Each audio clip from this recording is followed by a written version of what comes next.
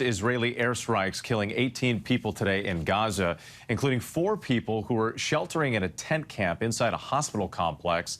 And in Tel Aviv, a stabbing attack carried out by a Palestinian man killed an 80-year-old man and a woman in her 70s. 2 other people were wounded in the attack. This all comes amid heightened tensions across the region after this week's assassinations of top leaders of Hamas and Hezbollah in Iran and Lebanon. ABC's foreign correspondent Matt Rivers is joining us now from Tel Aviv. Matt, it's great to have you with us. Walk us through, what can you tell us about these incidents?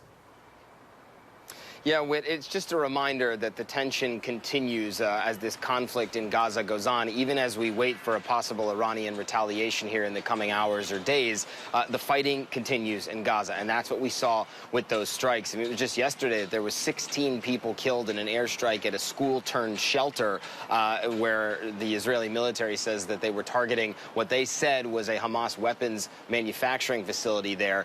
But again, as we've seen so often, even if it were a legitimate target, you also see civilians killed, and that continues almost every single day. Meanwhile, here in Israel, as you mentioned, those 2 people stabbed in a place not too far from where we are, south of Tel Aviv. That is something that happens from time to time, and a reminder of just how tense things are.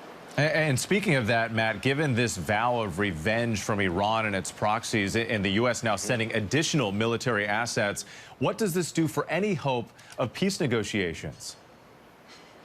Well, especially after the assassination of Ismail Haniyeh in Tehran earlier this week, who was the top political director of Hamas, the top international face of that organization, and a key member of the negotiations in any chance for a ceasefire deal in Gaza.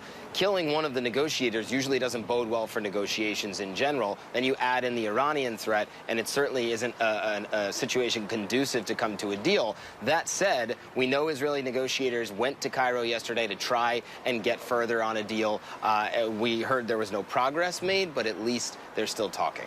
And just when it seems like they're getting closer, then something else like this happens. Matt Rivers for us, thank you so much. We appreciate it.